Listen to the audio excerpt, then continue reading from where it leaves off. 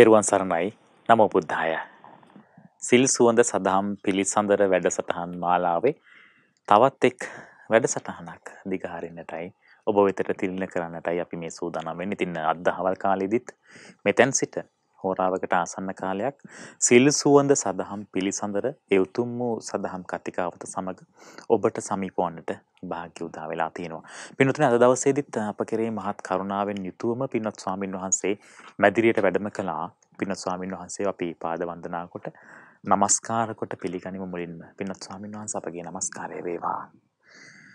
පින්වත්නි, අද දවසේදී සිල් සුවඳ මේ සදහම් පිළිසඳර වැඩසටහන ඔබට සමීප කරන්නට බැතිබර විකාශන දායකත්වය ලබා දෙන්නේ මොරටුව ඉදිබැද්දේ පදිංචිව සිට මිය පරලොව ගිය හේමචන්ද්‍ර පියදාස සිල්වා පියාණන්ට සහ 2017 පෙබරවාරි මාස 20 වන දින මිය පරලොව ගිය මාලනී පීරිස් මෑණියන්ට පින් අනුමෝදන් කිරීම පිණිස ඒ වගේම මෙවර උසස් පෙළ විභාගයට පෙනී සිටින HL හෂිනි සසිනිකා දියණියගේ අධ්‍යාපන කටයුතු සාර්ථක වීමට සෙත් පැතීම පිණිස ගොඩකන්ද පාර මඩිහ කඹුරුගමුව මාතන ලිපිනේ පදිංචි F හේමකාන්ති Silva MK Dinesh Harsha MK Gayani හර්ෂිකා යන පින්වත් පිරිස විසින් ඉතින් පින්තුනේ පින්තුනත් සිහිපත් කරගෙන ඒ පින්තුනත් ඒකරාශී කරගෙන ඔබවත් ඒකරාශී කරගෙන අපි අද දවසේදීත් වැඩසටහන ආරම්භ කරන්නට පෙළ ගැහෙමු සූදානම් වෙමු. පින්වත් ස්වාමීන් වහන්සේ අපි අවසන් දිනය අපි සිහිපත් කරගත්ත අද දවසේදී කතා කරන්නේ අද දවසේදී උතුම් දහම් අවවාදයන් ලබා ගන්නේ දස කතාව පිළිබඳව කියලා. දැන් දෙතිස් කතාවක් ගැන කිව්වනේ. දෙතිස් කතාව ගැන කියනකොට අපිත් සිහිපත් කළා මේ දෙතිස් කතා කරන්නේ නැත්නම් කතා කරන්න දෙයක් නැතුවත් ඇති කියලාත් හිතුණා. ඉතින් ඒ අතරේදී දෙතිස් කතා නැතිව අපිට කතා කරන්න දස කතාවක් තියෙනවා. මෙන්න මේ කතා කරන්නට සුදුසු දස කතාව මොනවද කියලා අවසරයි පින්වත් ස්වාමීන් වහන්සේ. නමෝ බුද්ධාය. හැම දිනාටම තෙරුවන් සරණයි. පින්වත්නි, පින්වත් ශානක, දස කතාව. දස කතාව කියපුවහම එතන දස කියලා කියන්නේ 10ක්. එහෙමයි.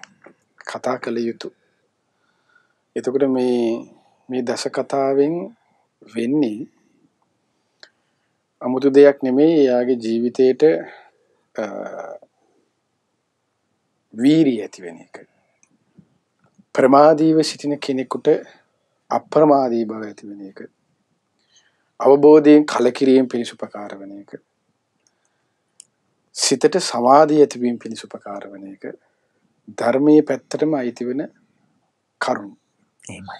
මේ කතා 10 තුල තිබෙන්නේ ඇත්තටම ධර්මානුකූල ජීවිතයකට අදාළ කතාවන් විතරයි. එහෙමයි. වෙන බාහිර ලෞකික පැත්තකට අදාළ වෙන කිසිදු කතාවක් මේ කතා 10 තුල නැහැ. එතකොට පළවෙනි එක තමයි අප්පිච්ච කතා. ඒ කියලා කියන්නේ අල්පේච්ඡකම ගැන කතාව. එහෙමයි.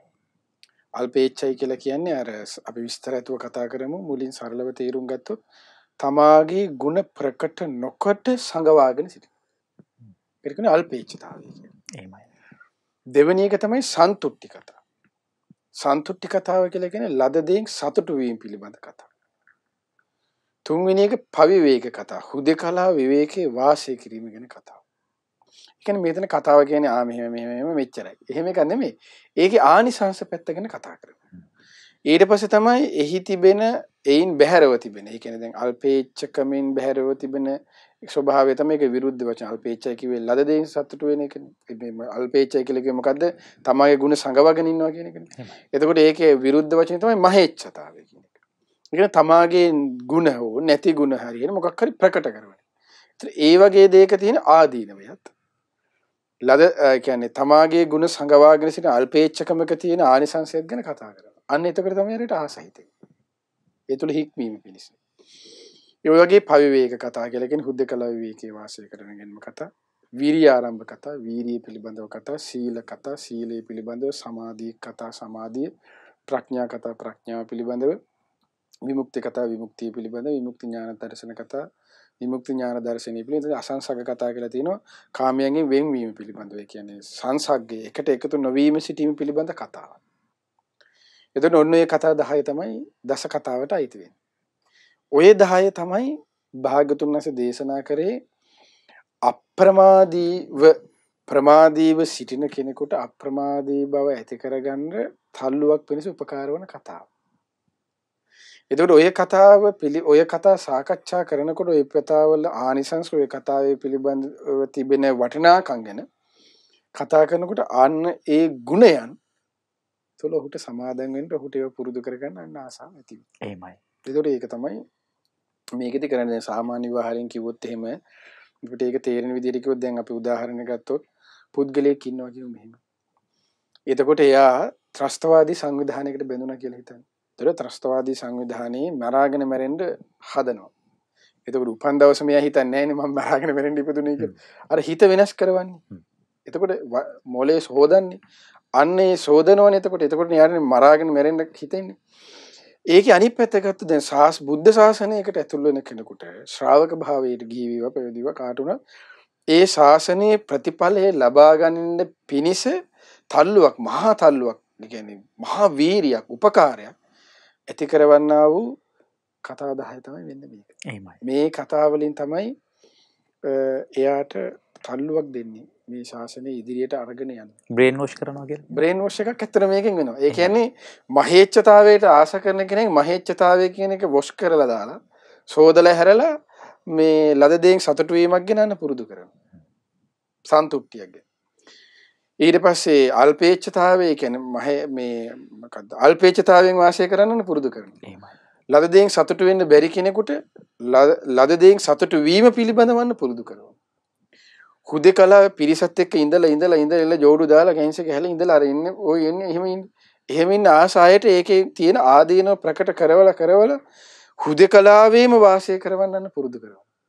එහෙම එකක් මේකේ තියෙන්නේ. එහෙමයි. ඒතර මේ කරුණු නැතුව කවදාවත් ශාසනයේ අල්පේච්ඡකම කියන කරුණක් නැතුව ශාසනය අභිවෘද්ධියක් යන්න බෑ. මොකද ඒක අනුරුද්ධ සූත්‍රයේ හරි ලස්සනට බුදුරජාණන් දේශනා කරනවා. දැන් අපි හිතනවානේ මෙහෙම එකක් ඒ කියන්නේ. අපෙන් අහුවොත් එහෙම ප්‍රශ්නයක් මේ විදිහට බුද්ධ ශාසනයේ තියෙන කොයි කෙනාටද ඔන්න ප්‍රශ්නේ. අපි නම් මොනවා හරි කියන්නේ සිල්වත් කෙනාටය, මෙහෙම ඉන්න කෙනාටය, සිවුරු දාන කෙනාටය, සුදු අඳින කෙනාටය, ඕ මොනවා හරි මඩේ වඳින කෙනාටය, ඔළුවෙන් හිටන් ඉන්න කෙනා මොනවා හරි කිව්වා කියන්නේ. ඒකක්වත් නෙමෙයි. එහෙමයි. අපිට මිනිස්සෙකුට හිතා ගන්නවත් බැරි කාරණා ටිකක් බුදුරජාණන් සෙතන දේශනා කරා. මේ ශාසනයේ තියෙන මෙන්න මෙහෙම කෙනෙකුටයි. ඒ තමයි බුදුරජාණන් දේශනා කරන මේ බුද්ධ ශාසනයේ තියෙන්නේ අල්පේච්ඡ කෙනාටයි. හරි බුදුමයි. එතකොට ශාසනයේ සැබෑ හිමිකරුවෙක් වෙන්නේ අල්පේච්ඡ කෙනෙක්. ශාසනයේ සැබෑ අයිතිකාරයා වෙන්නේ අල්පේච්ඡ කෙනෙක්. මහේච්ඡ කෙනෙක් මොනවාකවත් වැඩන්නේ. ඊළඟට බුදුරජාණන් දේශනා කරන දෙවෙනි එක අනුරුද්ධ සූත්‍රයේ ලද දෙයින් සතුටු වෙන කෙනාටයි. මේ ශාසනයේ තියෙන හරි බුදුමයි. දැන් අපි හිතන්නේ අර විදිහට ධර්මදර කෙනාටය, අහසින් යන කෙනාටය, හිත දකින්න කෙනාට කියන මොනවා හරි අපි ඒකක්වත් නැහැ. ලද දෙයින් සතුටු වෙන කෙනාට. ඊටස් භාග්‍යතුන් වහන්සේ දේශනා කරන මේ ශාසනයේ තියෙන හුදෙකලා පවිවේක සුවේ වාසය කරන කෙනාට. මොන බලන්න. මේ දස කතාව ගැනම එතන යන්නේ. ඊට පස්සේ මේ කාමයෙන් වෙන් වී නොයලී සිටීමේ ඉන්න කෙනාට, අසංසග්ගය යුතු ඉන්න කෙනාට, සමාධියට ආස කෙනාට. හරි ලස්සනයි. එහෙමයි. එතකොට ප්‍රඥාවන්තයාට මේ ශාසනය තියෙන්නේ. ওই විදිහට කරුණ විස්තර කරන අනුරුද්ධ සූත්‍රය. ඒකට අදාළ කරුණ කීපයක් තමයි මෙතනත් විස්තර වෙන්නේ දස කතාවෙත්. ඒතර දස කතාවේ පළවෙනි එක අල්පේච්ඡතාවයේ පිළිබඳ අප්පිච්චෝ කියලා කියනවා පාලියෙන්. එතකොට අල්පේච්ඡ කියලා කියන වචනේ තමයි අල්පේච්ඡ කෙනා අල්පේච්ඡතාවයේ පිළිබඳ කතා. ඔන්න ඕක තමයි. එතකොට ඒකේ විරුද්ධ වචනේ මොකද්ද? ලද දෙයින් සතුටු වෙන්න බෑ. ඒකට කියනවා මහේච්ඡ කියලා. එහෙමයි. එතකොට අල්පේච්ඡ සහ මහේච්ඡ. දැන් ඔන්න ඕක තමයි අපිට කතා කරන්න දෙන්නේ පළවෙනි එක. ඕක කතා කරන කෙනින් පොඩි වචනයක් කියන්න ඕනේ. ඒක බුදුරජාණන් වචනයක් කියලා කියන විස්තරයක් තියෙන පොඩි කාරණාවක්. ඒ තමයි දැන් මේ කතා 10 තියෙනවනේ දැන් අපි මේ කතා කරන්න යන කතා 10. බුදුරජාණන් වහන්සේ හරි ලස්සනයි. භාගතුන් වහන්සේගේ ඒ ධර්මය විග්‍රහ කරන ධර්මය අසන ක්‍රමයේ හැකියාව පිළිබඳව ඒ තමයි දැන් අපි සාමාන්‍ය විවහාරයෙන් මෙහෙම කිව්වොත් ශානක ඒ කියන්නේ මිනිස්සෙක් ඉන්නවා කියමුකෝ අවවාද විතරයි දෙන්නේ කියලා. ඒ කිසි අවවාදය තුල හික්මීමක් නැහැ. එතකොට ලෝකයා මොකද කරන්නේ? ලෝකයා චෝදනා කරනවා තමසේ ඔය කිව්ව ඔහි කිව්ව නෑනේ හලෝ කියලා චෝදනා කරනවා. ඊට පස්සේ සමහරව ඔහොම චෝදනා කරනවා. සමහරව ඊට පස්සේ කියන නෑ මම මේ කිව්වට මේ ඇඟිල්ල දිහා බලන්න මේ ඇඟිල්ල දිහා බලන්න එපා. හපෙන්න හඳ දිහා බලන්න. මොනවා හරි ඔය විදිහට එයාගේ පැත්තෙන් එයා හොඳයි කියන. අරයාගේ පැත්තෙන් තමසේ නරකයි නේ ඔය කියන. දෙගොල්ල බැනගන්න එක නෙවෙන්නේ. බුදුරජාණන්සේගේ දේශනාව තුළ එහෙම එකක් නෑ. බුදුරජාණන් හරියටම ප්‍රශ්නේ අහන කෙනා කහිනවා. මේ තමයි සාසුන දේශනා කරනවා මේ ලෝකේ ඉන්නවා කියන පුද්ගලයෝ. ඒ තමයි කියන භාගතුන් මෙතන දේශනා කරන මේ දස කතාව ගැන අසන්නෙත්. යම් භික්ෂුවගෙන් දස කතාව ගැන අහනවා නම් අහන්නේ කියනවා. මෙන්න මේ දස කතාව තුළ දස කතාවෙන් යුතු ඒ දස කාරණාවන් තුළ සමාදන් වෙලා ඉන්න කෙනෙක් කියනවා. එතන මේ ශාසනයේ භාගතුන් දේශනා කරන සමහර අය ඉන්නවා කියන මේ දස කතාව තියෙනවා කියනවා. නමුත් අනුන්ට අවවාද කරනවා කියනවා. හැබැයි තමන් මේ දස කතාව කරාට තමන් ඒක තුල නැහැ. අල්පේච්ඡතාවය ගැන කතා කරනවා. තමන් එහෙම නැහැ කියනවා. ඒ වගේ භික්ෂූන්ගෙන් අල්පේච්ඡතාවයක් ගැන කුමක්ද කියලා ශාස්ත්‍රඥයන්ස අහන්න යන්නේ නැහැ කියනවා. හරි ලස්සන මේ ටික තියෙන මජ්ක්‍ධිම නිකායේ පොත් වහන්සේගේ රතවිනීති කියලා සූත්‍රයක් තියෙනවා. මේ රතවිනීති සූත්‍රයේද අටුවා කොටස තමයි මේ කරුණ හරි ලස්සනට විග්‍රහ කරන දස කතාව. ඊළඟට නොවිචාරත් කියන මේ බඳු අයගින්ද නොවිචාරත් කුමක් හේින්ද ඒගොල්ලෝ මොකද කරන්නේ කියනවා අනුන්ට කිව්වට තමන් දාස් වෙලා නේකින් තෘෂ්ණාවෙන් තමන් දාස් වෙලා ඉන්න නිසා ලෝකයෙන් බැනුම් අහන්න වෙනවා කියනවා චෝදනාවක් ලබන්න වෙනවා කියනවා මෙයා බණේ කිව්වට මෙයා ඒක එලිලන්නේ ඉන්නේ කියලා එලිලන්නේ ඉන්නේ කියලා ඒ චෝදනාවට ලක් වෙන නිසා භාගතුන් සේයයෙන් ඒක ගැන අහන්න යන්නේ නැහැ බලන්න භාගතුන් සැබෑ ලෙසම ඒකනේ තියෙන්නේ සාමාන්‍ය විවාහය තුලත් ඔවා දෙනු පරහට තමා සම්මතයේ පිහිටා සිට එහෙමයි බොරු නෙමෙයි බුදුබණ කියන්නේ. එතකොට අපි ගොඩාක් කියන්නේ සම්මතේ පරහට දෙනවා තමාගේ සම්මතයක් නැහැනේ. එහෙමයි. ඒක රාහනේක යවුල. එතකොට ඉතින් බැනුම් අහන්න වෙනවා. ඒක ඉතින් ඒකයි ශාස්ත්‍රණ සෙහිගින් අහන්න නැහැ කියන්නේ. එතකොට බැනුම් අහන්න වෙනවා කියන ඔහු තෘෂ්ණාවට දාස වෙලා තෘෂ්ණාවෙන් ප්‍රහීන වෙලා නැති කෙනෙක් ඔහි අපිට කියන්නේ ඉන්න එපා කියලා අහන්න වෙනවනේ. ඉතින් ඒක සාධාරණයි. බැනුම් අහන්න වෙනවා කියන්නේ. ඒ නිසා මේ වගේ අයකින් අහන්න යන්නේ නැහැ කියන්නේ. ඊට පස්සේ භාග්‍යතුන් දේශනා දස කතා වස්තුන් නොලබන සුළු වූයේ එයින් ඊට පස්සේ කියනවා තමාර අය ඉන්නවා කියන ඒ ගුණයන්ගෙන් යුක්තව ඉන්නවා කියනවා. හැබැයි එයා ඒ ගුණයන් පිළිබඳව අවවාද කරන්න යන්නේ නැහැ කියනවා. දැන් කලින් කෙනාගේ අවවාද විතරේ තමා ඇතුලේ නැහැ. දෙවෙනි කෙනාගේ ඇතුලේ තියෙනවා හැබැයි අවවාද කරන්නේ. එහෙම අයගෙන් අහන්න යන්නෙත් නැහැ. හරි ලස්සනයි භාග්‍යතුන් වහන්සේගේ ධර්මයේ විචාරණ ආකාරය. එහෙමයි. ඊට පස්සේ භාග්‍යතුන් වහන්සේ දේශනා කරනවා සමහර අය ඉන්නවා කියනවා කියන්නෙත් නෑ ඇතුළෙත් නෑ. ඊයන් ඉතින් ඕන්න කෙනෙකුට තේරෙන්නේ කොහොමවත් අහලා වැඩක් නැහැ කියලා. එහෙමයි. ඊයගෙන් අහන්න යන්නෙත් නෑ කියලා. ශ්‍රාසුනාසේ මේ විචාරණ කියනවා. හරි ලස්සනයි.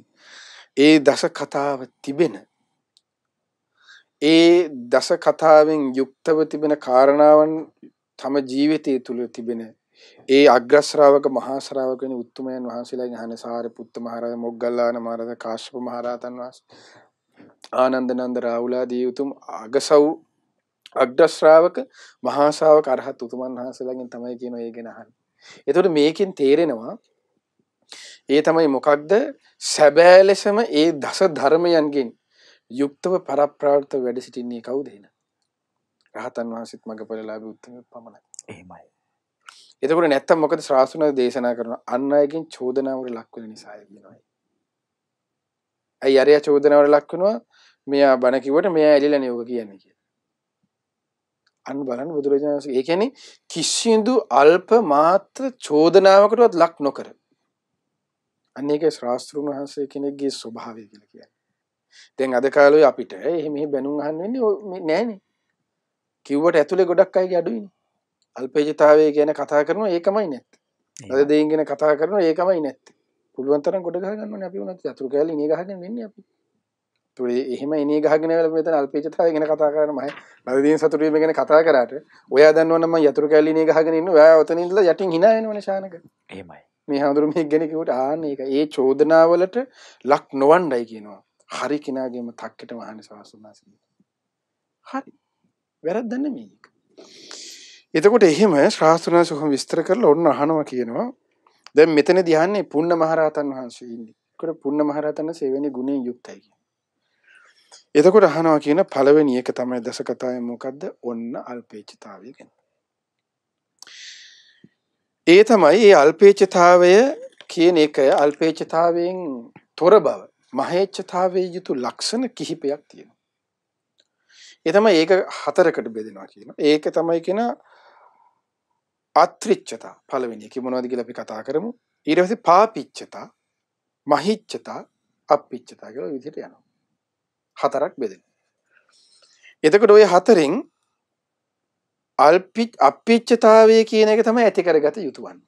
අනිත් කරුණු බැහැර කරන්න ඕනේ. ඒ තමයි බුදුරජාණන් විස්තර කරනවා කොහොමද? ඒ තමයි ඔන්න කෙනෙක් ඉන්නවා කියන සොකීය ලාභෙහි සතුටු නැහැ කියන.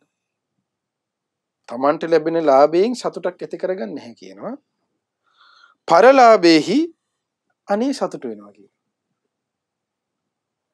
තමන්ට ලැබිච්ච දෙයකින් සතුටු වෙන්නේ නැහැ. අනිත් එක දිහා බලලා එහෙම ආයෙත් ඉන්නේ මේ ලෝකේ. හරි පුදුමයි එහෙමයි ඉන්නවනේ. එහෙමයි. ඒකට හරි ලස්සන උදාහරණයක් කියනවා කොයි වගේද කියලා. ඔන්න කියනවා එකම කැවුමක් හැදෙනවා කියනවා. එකම චාත්තියක කැවුමක් හැදෙනවා කියන එකම විදිහට. ඒ අත්‍රිච්ඡතා කිනාගේ ලක්ෂණය තේරුම් ගන්න උපමාවක් මේ කියන්නේ. ඒ කැවුම එයාගේ පාත්‍රයට බෙදෙනවා කියනවා. එයාගේ පාත්‍රයට බෙදුවට පස්සේ එයාට ඒ කැවුම පේන්නේ කියන පොඩිවට කියනවා. මේක පොඩි පිටි අඩුයි අරහෙ නෑ මේක නෑ කොණ්ඩේ නෑ කොණ්ඩේ අද වෙලා එහෙමයි පේන්නේ. හැබැයි ඒ කැවුමම තව කෙනෙක්ගේ පාත්‍රයකට බෙදෙනවා කියනවා. හරි ලස්සනයි මෙතන විස්තර කරන්නේ මේ විදිහට. මේකේ ලස්සනට විස්තර කරනවා තමන්ගේ පාත්‍රයට වැටුණු කල එය නොපිලිසුණුයි. එවම පිලිසිලා නැහැ කියනවා. මනාව ඉදුනේ නැහැ කියනවා. ඇදකුද කියනවා කියනවා. නමුත් වෙනත් කෙනෙකුගේ පාත්‍රයකට වැටුණු කල ඒ හොඳින් පිසුණු. ටිකක් ලොකුයිනේ. අපිට තමයි පොඩිව හම්බෙන්නේ. අපිට තමයි මේ පැණි කැවුන්නේ. තුවාලට නම් පැණි කැවු. අන්න ඒක නිකන් අමුතු වෙනවා. ඒ වගේ ලක්ෂණ වලින් යුතුවයි ඉන්නවා කියන. ඒ අල්පේච්ඡතාවයෙන් යුතු කෙනෙක් නෙමෙයි කියනවා. අද දෙයින් සතුටු වෙන කෙනෙක් නෙමෙයි කියනවා. ඒකට තමයි කියන්නේ අත්‍රිච්ඡතා. අනුන්ගේකට ගරහනවා. අනුන්ගේක බොහෝ දකින්න හොඳයි කිය. තමන්ට ලැබිච්ච එකම දේ එකම විදිහට ලැබෙන්නේ. සමහර මිනිස්සු ඉන්න කොච්චර දුන්නත් සතුටු කරන්න බැරි. ආන් ඒ වගේ ගතිය. එකම දේ ලැබෙනවා. මොකක් හරි අඩුවක් වෙනනේ සමහර අය ඉන්නේ එහෙම. එයා හිතන් ඉන්නේ එයා විතරයි හරියට කරන්නේ කියලා. අනුන්ගේ අනිත් අය දේ කිව්වොත් එහෙම මොකක් හරි දෙයක් ඒ කියන්නේ හැරුණත් අද මිනිස්සු ඉන්නේ. හැරුණත් වැරදි මිනිස්සුන්ට. කතා කළත් වැරදි මිනිස්සුන්ට. hina වුණත් වැරදි මිනිස්සුන්ට. hina වුණේ නැතත් වැරදි මිනිස්සුන්ට. හැබැයි තමන් hina වෙනකොට කිසි ප්‍රශ්නයක් නැහැ. ආනිකයි. ඒ වගේ ලෝකේ ඕන තරම් ඉන්නේ. ඒ කියන්නේ එයා හිතන් ඉන්නේ එයා තමයි ඔක්කොම දන්නේ. එයා තමයි හරි. එයාගේ තමයි සුපිරි. මට තමයි සුපිරිය ලැබෙන්න ඕනේ. මට තමයි මෙහෙම වෙන්න ඕනේ. අනිත් අය එක ලැබුණාට පස්සේ ඒක මොකක් හරි එකක් තියෙනවා. ඔන්න එහෙම ස්වභාවයෙන් යුතුවයි. ඊට පස්සේ භාග්‍යතුන් වහන්සේ දේශනා කරනවා දෙවෙනි කෙනා කොයි වගේද මේ අල්පේච්ඡතාවේ නැති එයාගේ තව ලක්ෂණයක් තමයි කියනවා. එයා පාපී ඉච්ඡාවන්ගෙන් යුක්තයි කියනවා. ඒකට කියනවා පාලියෙන් පාපිච්ඡතා කියලා. පාපී ඉච්ඡා කියලා කියන්නේ ඒකට කියනවා විද්‍යාමාන කියන්නේ සැබෑ ලෙස දකින්න ගුණයක් නැහැ කියනවා. අවිද්‍යාමාන ගුණ පහල කරලා ඒවා විද්‍යාමාන ලෙස පෙන්නනවා කියනවා. ඒ කියන්නේ මෙතන ඇක්ටිං. සතර අභිනයම තියෙනවා එයාගේ හොඳටම. එහෙමයි. එතකොට මේ වගේ බවකින් තියෙනවා. ඒ තමයි ඒක කියන පාපිච්ඡතාවෙන් යුක්තයි කියන. ඒ කියන මෙතන හරි ලස්සනට විස්තර කරනවා ඉදේ කච්චෝ අසද්දෝ. අයා අශ්‍රද්ධාවන්තයි කියන. ශ්‍රද්ධාව නැහැ කියනවා. අසද්දෝ සමානෝ සද්ධෝති මං ජානෝ ජානාති. අශ්‍රද්ධාවන්තයි. හැබැයි එයා හිතනවා කියන සද්ධෝති මං ශ්‍රද්ධාවෙන් යුතු කෙනෙක් ලෙස ජානෝ ජානාති. අනිත් අය දැනගන්න කොච්චර හොඳද කියන සුපිරි ඇක්ටර්ස්ලා. රංගපාන. එහෙමයි. ඒවට කියන පාපීච්ඡතා කියලා. ඒ කියන්නේ ශ්‍රද්ධාවන්ත නැහැ. හැබැයි දැනගන්න අනිත් අයට හඟවනවා හරි ශ්‍රද්ධාවන්තයි. බඩගාගෙන වදිනවා. මම නම් හරියට ගොඩාක් මම නම් සැක කරන පුද්ගලික දෙයක් මම කියන්නේ. බඩගාගෙන වදින ඉන්නෝ නේද? හරි භයානකයි. මොකද මෙච්චර කාලයක් බඩගාගෙන වදිපුවා තමයි අපිට ගහලා තියෙන්නේ. එහෙම. වැඩිපුර ಗುಣ කියනව නේද? ಗುಣ කියපුවාමයි ගහලා තියෙන්නේ. හරි භයානකයි. මට නම් හම්බෙලා තියෙන මගේ පැවිදි ජීවිතය තුලත් ගිහි ජීවිතේ මෙතෙක් කාලයක් හුස්ම වැටෙන මොහොතේ ඉඳන් මේ වෙනකම්ම හම්බෙලා තියෙන්නේ මේ ඒ වගේ අය. හරි භයානක. එතකොට ඒ වගේ අය අසද්දු අශ්‍රද්ධාවෙන් යුක්තයි. හැබැයි හඳුනාගන්නේ ශ්‍රද්ධාවෙන් යුක්ත බව අනුත් අයට පෙන්වනවා. ඊට පස්සේ තමයි පාපිච්ච කෙනාගේ ඊළඟ ස්වභාවය තමයි අසද්දු. ඊට පස්සේ දුස්සීලෝ කියන. දුස්සීල බවෙන් යුක්තයි කියන. හැබැයි ලෝකෙට හරි සීලය. හිමීට වෙදින්නේ. හරි ලොකුට සීලයක ගැන හරියට ඉන්නවා. නිකන් මේ අර සාමාන්‍ය විවාහයේ තියෙන උපාසක හැබැයි බලල්ලු මීයෝ බාන්නේ බලලා දෙතුන් දෙනා නෙමෙයි 20 30 බාන කෙනෙක් නෑ. එහෙමයි. ඒ වගේ පාපීච්චතා. පාපී ගුණයන්ගෙන් යුක්තව වෙන ඉච්ඡාවන් ලබා ගන්නවා. ඒකට කියන පාපීච්චතා කියලා. ඒකෙන් එයා හොයාගන්නේ ලාභයක්, සත්කාරයක් කියනවා, කීර්තියක් කියන ප්‍රශංසාවක්. ඒක නැති වෙයි කියලා තමයි කියනවා යාර ඇක්ටිං එක දාන්නේ. නාට්‍ය රංගපාන්නේ එහෙම. ඔන්න බලන්න. අශ්‍රද්ධාවෙන් ඉඳලා ශ්‍රද්ධාවන්තයි කියලා කියනවා. දුස්සීලෙන් ඉඳලා සීලවන්තයි කියනවා. ඊට පස්සේ කියනවා ඊළඟට භාග්‍යවතුන් විස්තර කරන බහුශ්‍රත නැහැ කියනවා. හැබැයි හරියට බණ දන්නා වගේ තමයි කතා කරන්නේ. ධර්මයේ හොඳට දන්න ධර්මයේ දකින මේ කෙනෙක් වගේ ඉන්නේ කියලා රහතන් වහන්සේ විදිහට තමයි යාගේ කතා විලාසය තියෙන්නේ. බලන්නද කාලා ඔන්න බලන්න එතකොට අන්න ඒකයි ජීවිතවල මේවා අද කාලට ගැලපෙන විදිය ස්වාමීන් වහන්සේ අතහ ගන්න බෑ. ඒ කියන්නේ මල්ලි මෙහෙම විස්තර කරන්න අද කාලේට ගැලපුණුනත් මේ වගේ ස්වභාවය යුතුව ඒ කාලෙත් හිටියනේ. එහෙමයි. ඒ කාලින්ද මේක සසරේම හැටියක්. ඊට පස්සේ භාග්‍යවතුන් වහන්සේ දේශනා කරනවා විවේකයක් නැහැ කියන පවිවේකයේ ගැන පවිවේක කිසි බවක් නැහැ කියනවා. නමුත් පවිවේකෙන් ඉන්නා වගේ තමයි කියනවා කතාව. මේ භාවනාව ගැන කතා කරනවා, හුදේකලා වාසය ගැන කතා කරනවා, හුදේකලාවෙන් ඉඳීම ගැන කතා කරනවා. හැබැයි භාවනාවක්. කොහොමද බලන්නේ ජීවිතේ? පාපිච්චතා. ඊට පස්සේ ශාස්ත්‍රඥයන්ස දේශනා කරනවා දන් නොදෙන්නේ කියනවා. ලෝභී පුද්ගලෙක් කියනවා. හැබැයි දානය ගැන තමයි කතා කරන්නේ කියන්නේ. මේ බලන්න මේ ලෝකෙ ඇති. ඊළඟට භාග්‍යතුන් වහන්සේ දේශනා කරනවා සමාධි සම්පන්න නොවුයේ. හැබැයි අහසින් යන්න තමයි මට ඒ කන්දත් පේනවා කියන මේ කන්දත් පිර ඊට එහා කන්දත් පේනවා කියන. හැබැයි මෙලෝ සමාධිය. ඔන්න බලන්න වෙන දේවල්. ඊට පස්සේ දේශනා කරන ප්‍රඥාවන්ත නොවුයේ. මේ පාපී ඉච්ඡාවන්ගෙන් යුතු අයගේ ලක්ෂණ.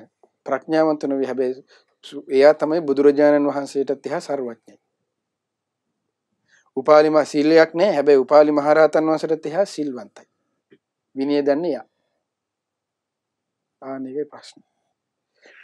ඊට පස්සේ ක්‍රීනාශ්‍රව නොවුයේ. ක්‍රීනාශ්‍රවයක රහත් වෙලා නැහැ. හැබැයි රහතන් වහන්සේ නමක් විදියට හොද්දට සතර අභිනයෙන්ම රඟපානවා. මොන බලන්න. ඉතින් ඕක එදා අද වර්තමානයේ අනාගත ඔක්කොටම තියෙනවා ඉතින්. ඊයයි කියලා අහනවා. ඒ තමයි කියනවා ජනයා දැනගනීව යන කැමැත්තෙන් ජනයාගේ ලාභයට සත්කාරයට කීර්තියට ප්‍රශංසාවට අපේක්ෂාවෙන් යොහුවේ පාපීච්ඡාවෙන් යුතුය. එතකොට ඒ ලක්ෂණ වලට කියන තනි වචනයක් තමයි පාපීච්ඡා කියලා කියන්නේ. ඉදිරියේ පාපීච්ඡාවෙන් යා යුතු වෙන්නේ ඇයි කියනවා අර ජනයාගෙන් ලැබෙන කීර්තියට කෑදරකම. ප්‍රශංසාවට කෑදරකම. අර වඳින එකට කෑදරකම. අපිට දීලා ඔය අනිත් හිඟන්නන් දැන් භික්ෂුව කියන්නේ හිඟක් නේ. මේ හිඟන්නගේ පාරින් හිඟන්නගේ වෙනස තමයි මොකද මේ හිඟන්නන්ට දීලා වැඳලා යනවා. අර හිඟන්නන්ට දීලා බැනලා යනවා. බුදුරජාණන්සේ අපිට සාරිපුත්ත මහරහතන් වහන්සේ දේශනා කරන ඒ මං හිඟන්නේ කියලා ඊට පස්සේ දැන් කට්ටියට අවුල් මෙච්චර සිල්වත් මේ ස්වාමීන් වහන්සේ හිඟන්නු කියන්නේ. සාරිපුත්ත මහරහතන් වහන්සේ දේශනා කරන්නේ තේරගතාවේ මම හිඟන කොල්ලෙක් වගේ යන්නේ කියනවා ගෙයින්ගෙට පින්ඩපාතේ. මම නෙමෙයි ඒක හිඟන්න කියලා කිව්වේ. ඒ අග්‍රශ්‍රාවක ප්‍රඥාවෙන් අග්‍රේසු තුතුමන් වහන්සේලා හිතන්නේ කොහොමද? දානි හොයාගෙන ගෙපිල වලින් පින්ඩපාත යනකොට සිහි කරන්න කියනවා. මේ රහතන් වහන්සේලා මේ ප්‍රඥාවෙන් අග්‍රේ මේ අපි කවුද සිවුර පෙන්දුනේ? සිවුර පොරව ගත්තට. ඔයාලා බණ ඇහුවට මොනවද දන්නේ මේ වගේ? කවුද මෙහෙම හැසිරෙන්නේ? ලොකුවට කතා කරන්නේ ඉතින් කාටත් බැරිද අකුරු තේරෙනවා නම්. එතකොට මේ රහතන් වහන්සේලා හිතන ස්වභාවය ඒකයි මේ තුරුණුවන් ගැන මේ රහතන් වහන්සේලා ගැනම මල්ලි හිත පහදව ගන්න අපිට වෙන්න ආයේ නෑ හිත පහදව ගන්න. එහෙමයි. ඇස් දෙකට දකින්නේ නැති විය අපිට. නමුත් හිත පහදවා ගන්න ඕනේ. ඒ හිත පහදවා ගැනීම තමයි ඒකේ භාග්‍යතුන් දේශනා කළේ.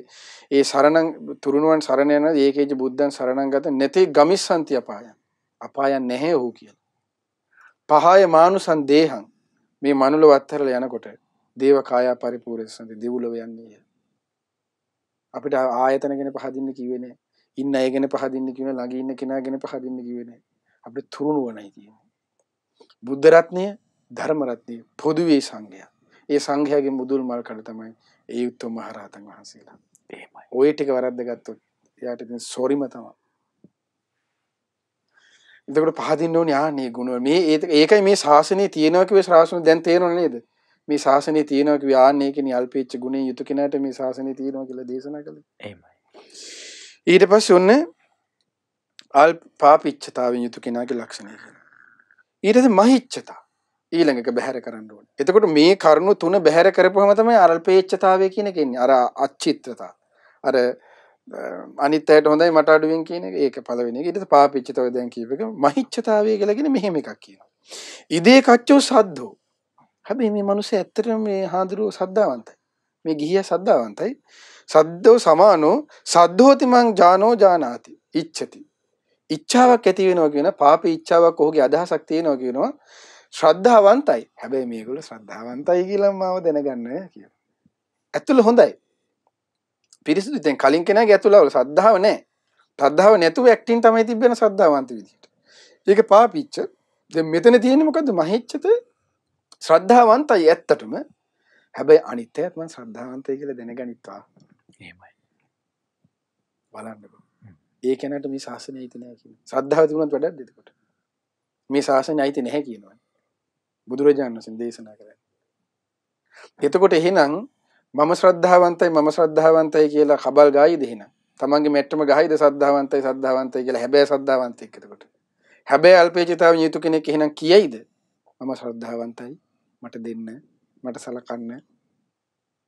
එතන නුවණැත්තන්ට තේරෙනවා මෙයා මහේචිතාවෙන් යුතු කෙනෙක් මෙයා ශාසනයට අයිති නැති කෙනෙක් කියලා. එහෙමයි.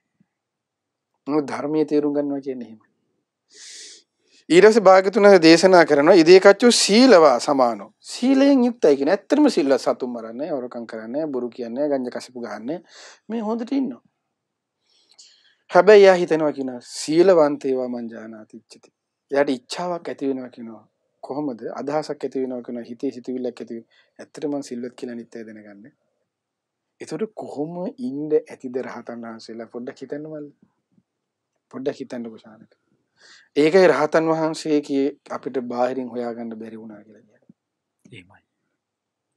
ඒ ගුණයක්වත් ප්‍රකට කරන්නේ නැහැ. ඉස්සරහට අල්පේච්ඡකම කියන එක විස්තර වෙනවා හොඳටම. ඊට පස්සේ තමයි කියනවා කොහොමද? පවිවේක සුඛයෙන් හුදකලාවෙම වාසය කරනවා කියනවා. හැබැයි ඒක අනිත්‍යයට හංගවන්නේ නැහැ කියනවා. ඔන්න බලන්න. ඊට පස්සේ දේශනා කරනවා කියනවා බහුශ්‍රුතයි කියනවා. හැබැයි බහුශ්‍රුත භාවය ප්‍රකට කරන්නේ හරියට පුන්න මහරහතන් වහන්සේ වගේ.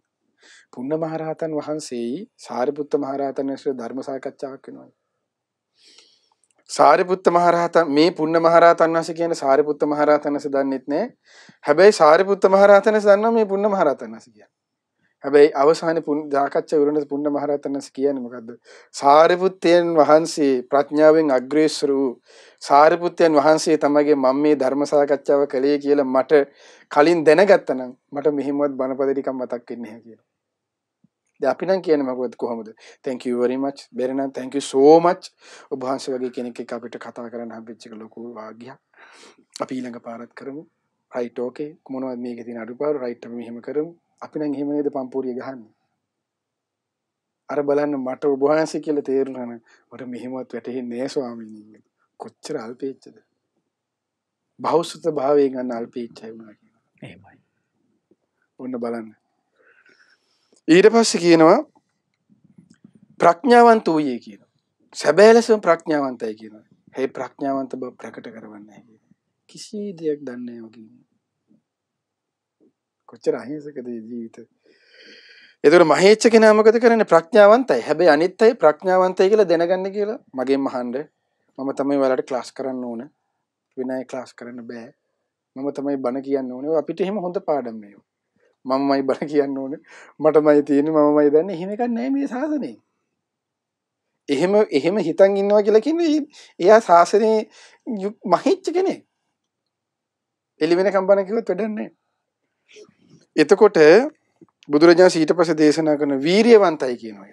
හැබැයි වීරියවන්ත භාවය දැනගන්න ඔය සමහර අය ඉන්නේ භාවනා කරනවා ඇත්තටම. පාර ඉස්සරහා තමයි භාවනා කරන්නේ. හැමෝම මෙන්න පාර ඉස්සරහා අර රෙදි කෑල්ල එලාගෙන භාවනා කරනවා. අනිත්තර භාවනා කරනවා කියලා පේන්නේ. සත්‍යයනා කරනවා. ලෝකෙට මෙහෙන්න අර කන්ද මුදුරන බෙරියන් දෙන්නම ඉතිබිසෝ ගාතාව කියන්නේ. එහෙම නෙමෙයි අපිට සාමාන්‍යයෙන් අපිට ඇහෙන විදිහට ගාතාව කියලා වෙන්දාම ඇතිනේ. එතකොට ආන්නේ ඒකයි මිනිස්සුන්ට ඒක තේරෙන්නේ. එයා හිතන්නේ අන්න එහෙම එකක් කියලා. මහේච්ඡතාවය කියන්නේ ඒ අල්පේච්ඡතාවයට ගෝචර වෙන එකක් නෙමෙයි. අල්පේච්ඡතාවයේ නමින් යන මහේච්ඡතාවය. වඳිනවා. හැබැයි යන්නේ මහේච්ඡතාවය. ඒ කියන්නේ තමන් වදිනවා තමන් වැදලා තමන් පාඩු ඉන්න ඕනේ. දැන් ගොඩක් අයගේ තියෙන්නේ තමන් ඔය වන්දනාවකට යනවා හරි මොකේකට හරි යනවා හරි කියලා ඔක්කොම මුළු සබ්බ සකල මනාම වඳින්න ඕනේ. එහෙම එකක් ශාසනේ නෑ. දැන් මම සිල්වන්තයි කියලා මේ වටේ ඉන්න අනිත් ඔක්කොම සිල්වන්ත කරන්න ඕනේ කියලා ගන්නෑ. එහෙමයි. ඒතර එයාගේ තියලා තියෙන්නේ ඒ වෙන්නේ මොකද? ඔහු එසේ දැනගනිත්වා කියන අදහස ඔහුගේ මහේච්ඡතාවයේ ප්‍රකට වෙන්නේ. සැබෑ ලෙස වඳින කෙනාගේ වැන්දයා හිටියා. එයා වැඳලා ආදර්ශයෙන් දෙන්නේ අනිත් අයට බලන් ඉන්න අයට ආදර්ශයක් දෙන්නේ. එතකොට ඒ බලන් ඉන්න අයටත් හිතෙනවා අනේ මෙයා මෙහෙම හැමදාම කරනවා මමත් මෙහෙම කරන්න ඕනේ කියලා. වචනෙන් කියන්නේ ඒක ක්‍රියාවෙන් කරලා යවපු කරන්නේ. ඒකේ රහතන් වහන්සේලා ශ්‍රාවකයෝ කළේ එහෙමයි. අපිට කොහෙවත් සූත්‍ර දේශනාවේ හරි විනී හරි අභිධර්මයේ හරි කොහෙවත් හම්බෙලා තියෙන ඔයා කිව්වත් මම කිව්වත් මේ පිංගුතුන් කිව්වත් හම්බෙලා තියෙන සාරිපුත්ත මහ රහතන්ගේ අතින් දැන් ගිහිල්ලා මෙහෙම ඉඳවලා වාඩි කරවලා මෙහෙම කිරුවා කියලා නේ. ශාස්ත්‍රුන් වහන්සේගේ සහෝදරයා බුදුරජාණන් වහන්සේ බෝසතාණන් වහන්සේගේ සහෝදරයා සුළුමවේ කවුද? නන්ද කුමාරයා. මහාන වෙනවනේ. මහාන වුණාට පස්සෙත් අර ජනපද කල්යාණි කියන හිතේ මතක තියෙනවා. ඒතර මහාන වෙලා ඉන්නකොට දැන් අයියා ස්වාමීන් වහන්සේනේ දැන් බුදුරජාණන් වහන්සේ. එහෙමයි. අර කියපු නිසා න්යාය පිටිපස්සෙන් පාත්‍රය දුන්න නිසා මහණුනේ අකමැති. දැන් අයියා ස්වාමීන් වහන්සේ කීමුකුත් කියන්නත් බෑ සම්මා සම්බුද්ධයි. ඒ වචනෙට ගෞරවයට එහි කියලා මහණුනේ. හැබැයි හිතේ ඇතුලින් මහානකමට කැමැත්ත නැහැ. ඒතර හිටියේ කොහොමද මහාන වෙලා කැටයන් දාව පාත්‍රය පාවිච්චි කළේ. ඊට සුදු හදුන් ගෑවම උනේ. මොකට අර මේකප් එක දාලා එහෙම හිටියේ ජෙන්ටල්මන් විදිහට හිටියේ කුමාරට හිටිය විදිහට සිවුර ඇඳලා උනත් හිටියේ හොඳ වටිනා සිවුර පෙරුවේ. නිකම් ලාමකව පෙරුවේ නේ. එහෙම ඉන්නකොට බුදුරජාණන්සේත් මුල් කාලේ මොකෝ කිව්වේ නැහැ. රහතන් වහන්සේලා හිටියා. අල්පේච්ඡතාවය ගැන කියලා දෙන්න කියන්නේ. එනේ නේ කියන්නේ ඔහේ කරන්න මෙහෙමද. අපි නම් එහෙමනේ. ඔහෙලා ධර්ම හැසිරෙන්නේ නැහැ. ඔහෙලා මහා පාපී අනුගෙන් කකා. අපි කොහොම බයින් යනව නේද? එහෙනම් මොකෝත් කිව්වේ කාලේ එනකන් හිටියා. බුදුරජාණන්සේ එක දවසක කියනවා ඒත් බැන්නේ නැහැ. එතන දීඝනිකායෙන් අංගුත්තර නිකායෙන් බණ කියන්නේ කියන්නේ බුදුරජාණන් වහන්සේ. බුදුරජාණන්සේ මොකක්ද කියන්නේ? අනේ මේ නන්දයන් බලන්න අවවාද දෙන හරි ලස්සන. අනේ මේ නන්දයන් ඔයා කවද්ද ඔය කැටයන් දාපු පාත්‍රයක් අතහැරලා ඔය මේ සුදු හඳුන් ගානෝ මේවා ගාන පවුඩර් ගානෝ අතහැරලා මේ අනිත් අය වගේ ඉන්නේ කවද්ද කියලානේ මම මේ කල්පනා කර කර ඉන්නේ කිව්වා. බලන්න අවවාද දෙන ඒ වගේ අවවාද දෙනකොට හදවතම වදිනවා නේද? පොලිස් පාඩ දාලා අවවාද දෙනවට වඩා. එතන ඒකයි නුවණැත්තට අවවාද දෙනවා කියන ක්‍රමය ඒකයි. දැන් අවවාද දෙන්නේට කිසි කෙනෙක් හැදෙන්නේ නැහැ. එහෙම නුවණැත්තු නැහැ ලෝකෙ. සැරෙන් කිව්වත් හැදෙන්නෙත් නැහැ. හොඳින් කිව්වත් මේ අද ලෝකේ හැටි. මේ කාලෙට මේව ගැලපෙන්නේ නැහැ කියන්නේ ඒකයි. එහෙමත් කෙනෙක් තමයි මේ දේවල් ඉතින් තේරුම් අරගෙන අනේ හරිනේ කියලා හරියට අහිංසක හොයන්නේ. නැත්තම් ගොඩාක් කට්ටිය කරන්නේ මට හම්බෙලා තියෙන්නේ. ගොඩාක් කට්ටිය කරන්නේ බැඳපු බෙරේ ගහන එකක් දැන් කරන්නේ. ලියා ගන්න බැරි බෙරේ ලියන්න බැරි එකක් දැන් තියෙන්නේ. බැඳපු පෙරියක් ගහන එකක් කරන්නේ. විවෘතව කතා කරනවා. එතකොට ওই විදිහට කිව්වට පස්සේ ඊට පස්සේ තමයි මේ එක් කියන්නේ අර දෙව්ලොව සිද්ධියට. එතකොට තමයි ඒත් බලන්න. ඒත් මොකද ඊට පස්සේ ශ්‍රාවසුන්නාස කියන්නේ මොකද මේ 500ක් ගත්ත හැකි කියලා. අද කාලේ වගේ අය එදා හිටියනම් කොහොමද බුදුරජාණන් සරත් බයිනවනේ. මේ බලන්න භික්ෂුවකට ගෑනු දෙන්න පොරොන්දු වෙන හැටි කියලා. අද කාලේ මේ විදිහ ධර්ම ධර්මිනිය දර හිටියනම් හිනකද බුදුරජාණන්සේත් බයිනවා. කාමයේ දෙන්න පුරුදු කරන හැටි. අයි බුදුරජාණන්සේට එයා සර්වඥනේ. ඇයි බුදුරජාණන්සේට එයා සීලය ගැන දන්නවනේ අද කාලේ. එහෙනම් බුදුරජාණන්සේත් බයිනවා එදා මේ කාලේ හිටියට. අන්න ඒකේ මං කියන අද කාලේ මේව ගෝචර වෙන්නේ නැහැ. ඊට පස්සේ ඒ දෙන්නම් ප්‍රකට ඒ දෙන්නම් කියලා මේවා කරලා වැඳින මෙහෙල්ලේ කතාවේ ඔය යන්නේ අර අපි කතා ගහලා තියෙන්නේ. ඊට පස්සේනේ නන්ද ස්වාමීන් වහන්සේ බණ භාවනාව පුරුදු කරවන්නේ. ඒ පුරුදු වෙනකොට 500ට ආසාවෙන්නේ. ඒ කියන්නේ දමනීයක ස්වභාවය කියලා කියන්නේ. ඊට පස්සේ බලන්න නන්ද ස්වාමීන් වහන්සේ අරහත්ත්වයට පත් වෙලා මට ඕනේ කියලා සාසුණා ඉස්සර ප්‍රකට කියනවනේ. ඒකට අන්න ඒක අපිට හිත ඒ කියන්නේ බුද්ධ ශාසනයක් කියන්නේ හරි ආශ්චර්ය කියන්නේ අහිංසක ඒක අපිට හිතා ගන්න වේ දමනියන්නේ අනුත්තර පුරුෂ ධම්ම සාරති ගුණේ එහෙමයි. මේ බුදුරජාන්සේ ඒ හිතපු අනිකුත් රහතන් වහන්සේලාගේ ඉවසීමේ ගුණේ අපිට හිතන්න බෑ. අනුන්ගේ දෙයක් කිව්වෙම නෑනේ. අපි හොයන්නේම අනුන්ගේ දේ.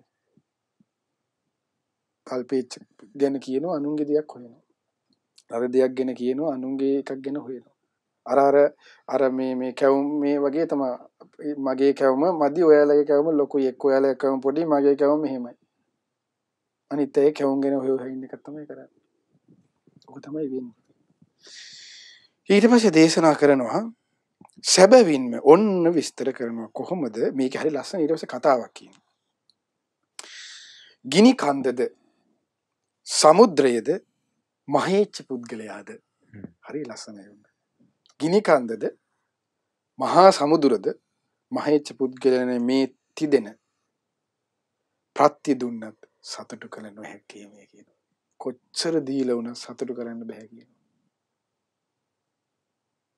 ඇයි ගිනි කන්දට කොච්චර දුන්නත් මොකද? අහුවෙන එක පුච්චගෙන යනවා. සමුද්‍රයෙන් ඔක්කොම ගිලගෙන යට කරගෙන යනවා කුඩු පට්ටම් කරගෙන. මහේච්ඡ කෙනාට කොච්චර දුන්නත් මදි. කොච්චර දුන්නත් මදි. නෑ නැති බණේමයි යායි. ඒකයි කියන්නේ කොච්චර දුන්න සතුටු කළ නොහැකීමයි. ඊට පස්සේ හරි ලස්සනේ ඔන්න බලන්න සැබෑ අල්පේච්ඡතාවය ගැන මෙන්න කියනවා. විද්‍යාමාන ගුණයක් තියෙනවා කියන සැබෑ ලෙස ගුණ ධර්ම වලින් යුක්තයි කියනවා. හැබැයි විද්‍යාමාන ගුණ සංගවන බවද පිළිගැනීමෙහි පමණ දන්නා බවද යන්න අල්පේච්ඡතාවේ නම් වේ. ඔන්න බලන්න. ඒ තමයි කියනවා.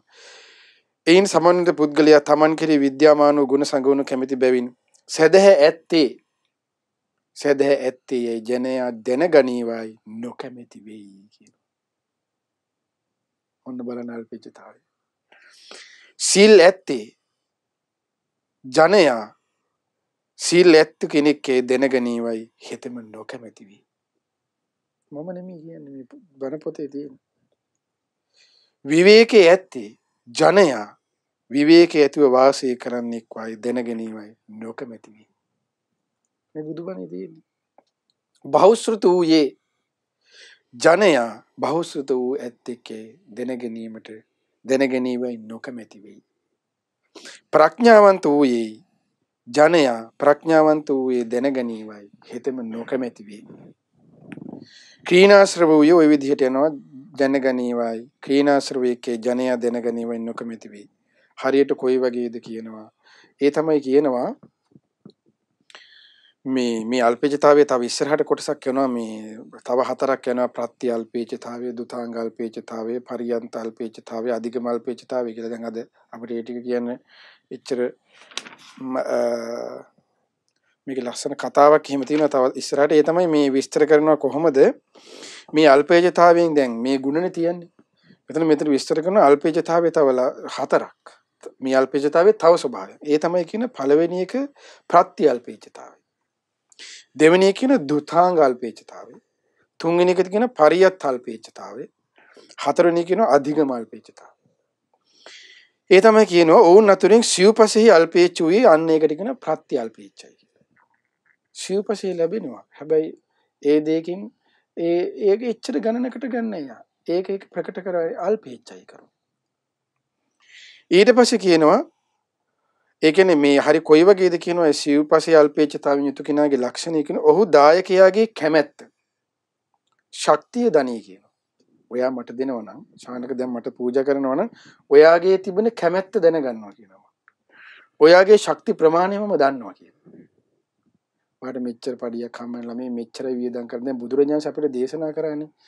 ගෝපාලක සූත්‍රය අපිට දේශනා කළ භික්ෂුවකට ගිහියගෙන් ගන්න කීවේ හරියට කොයි වගේද මේ එළදෙනකින් කිරි දෝනවා වගේ අපිට ප්‍රත්‍ය ගන්න කියලා තියෙනවා. එළදෙනකින් කිරි දෝනවා වගේ කිය මොකක්ද?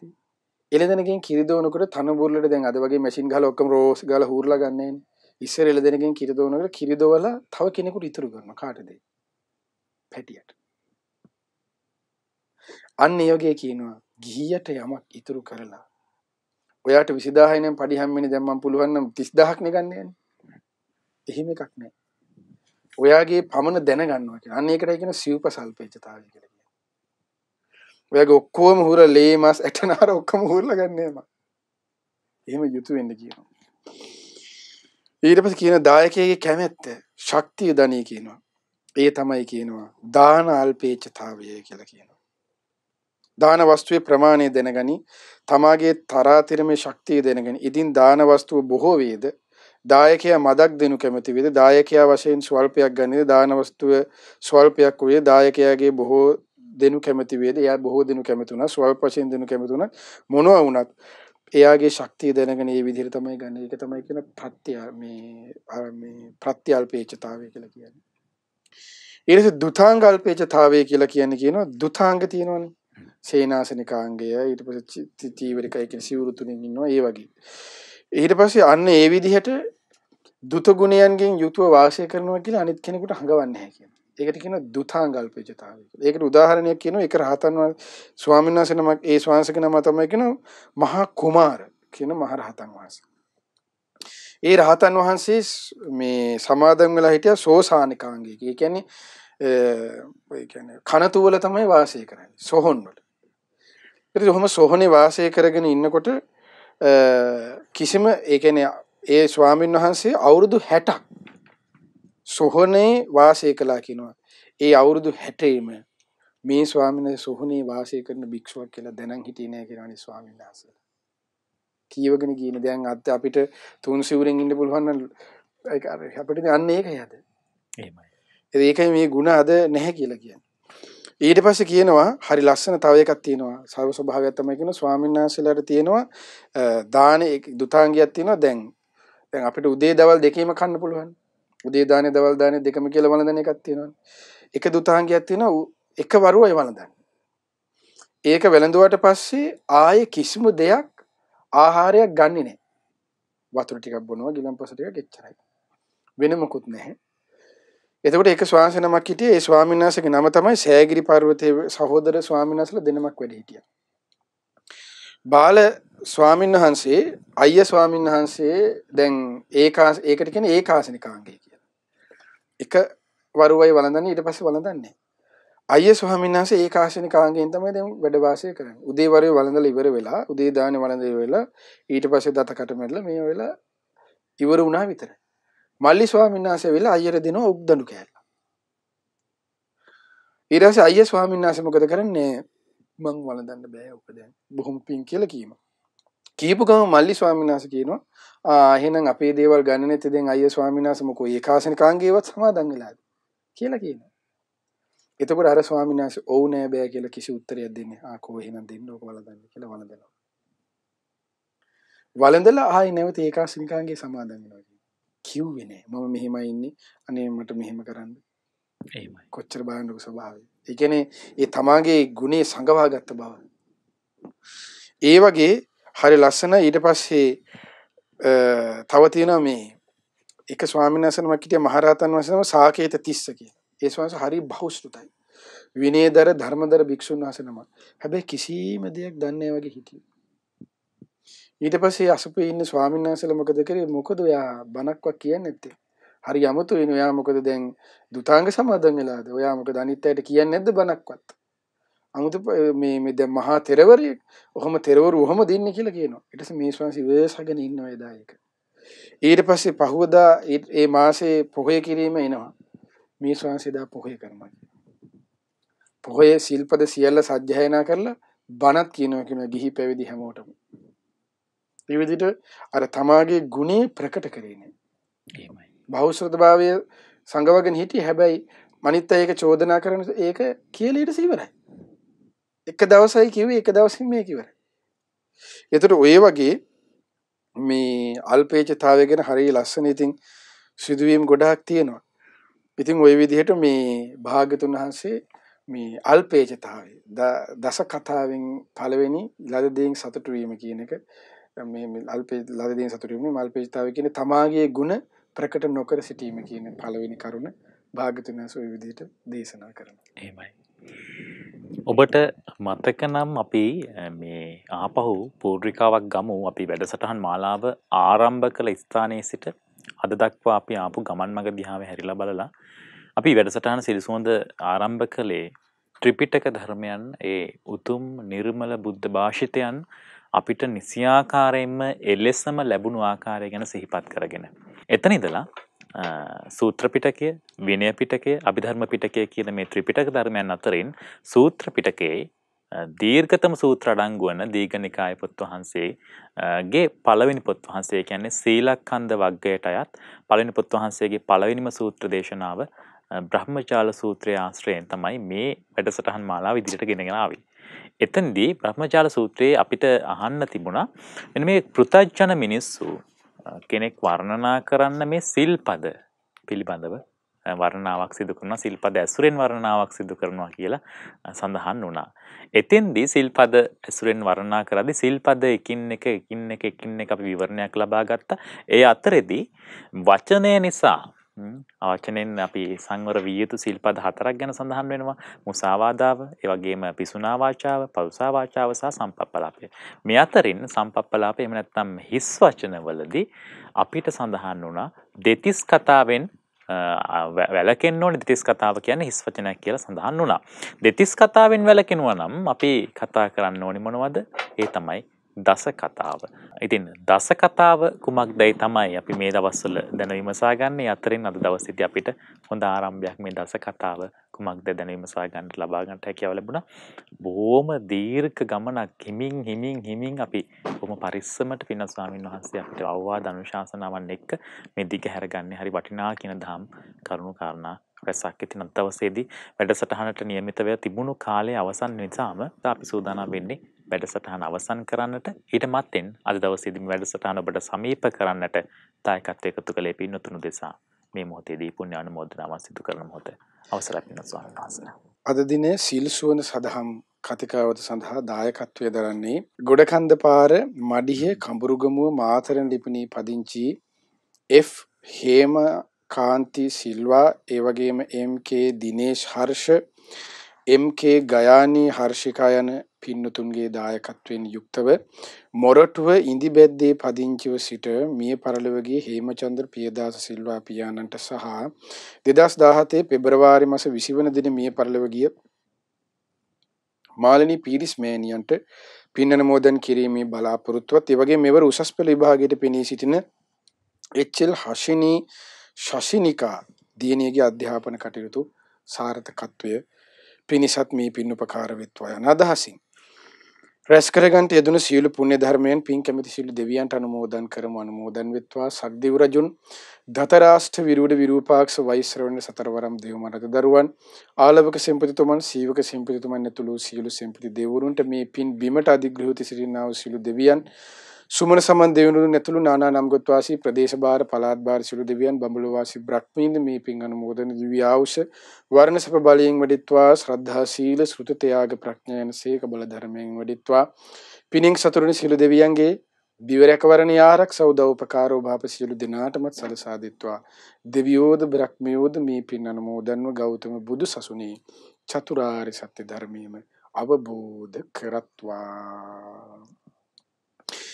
ඒ වගේම මොරටුව ඉඳිබැද්දේ පදිංචිව සිට මිය පරලොවගේ හේමචන්ද්‍ර ප්‍රියදාස සිල්වා පියාණන්ට 2017 පෙබරවාරි මාස 20 වන දින මිය පරලොවගේ මාලිනී පීරිස් මෑණියන්ට මීට වසරකට පෙරදී මිය පරලොවගේ චන්දන ජගත් සිල්වා මහතාට මිය පරලොවයන්ට ඉදුණු ඒ වගේම MK ප්‍රේමබන්දු ඒ වගේම පියදාස මනම්පේරි අමල් උදේ කුමාර මාස 7කට පෙරදී මිය පරලොව ගිය සුරාජ් ප්‍රසන්න මෙන්ඩිස් මහතාට ඇඹිලිපිටියේ පදිංචි සිට මිය පරලොව ගිය HL සිරිපාල MK ප්‍රේමසිරි යන අයට මේ පින් අනුමෝදන් වෙත්වා. ඒ නම් සඳහන් කළ නොකළ ඔබ අප සියලු දෙනා නමින්ද මිය පරලොව ගොස් ඥාති වර්ගයා පින් බලාපොරොත්තු වෙන ඇතනම් ඥාතීන්ගේ පරලොව ජීවිතයේ සැපවත් විත්වා සුවපත් විත්වා සුවපත් විත්වා ඥාතීන්ද සංසාර දුකින් අත මිදෙත්වා.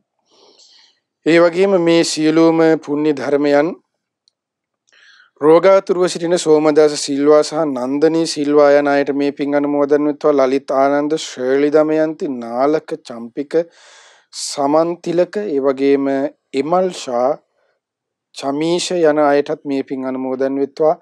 ඒ වගේම මෙවර උසස් පෙළ විභාගයට පෙනී සිටීමේ HL හෂිනී ශාසිනිකා දියණියට මේ පින් අනුමෝදන් වෙත්වා. අධ්‍යාපන කටයුතු සාර්ථකත්වයේ පිණිස දායකත්ව දර ගොඩකන්දපාර මඩිහ කඹුරුගමුව මාතරයන් ලිපිණී පදිංචි F හේමකාන්ති Silva MK Dinesh Harsha MK Gayani හර්ෂක යන ඒ පින්වත් හැම දිනාටමත් මේ පින් අනුමෝදන්. මේ සියලු දිනාමත් නිදුක් වෙත්වා නිරෝගී වෙත්වා සුවපත් වෙත්වා සුවපත් වෙත්වා චිරජීවනයේ දීර්ඝායු සම්පත් සැලසෙත්වා.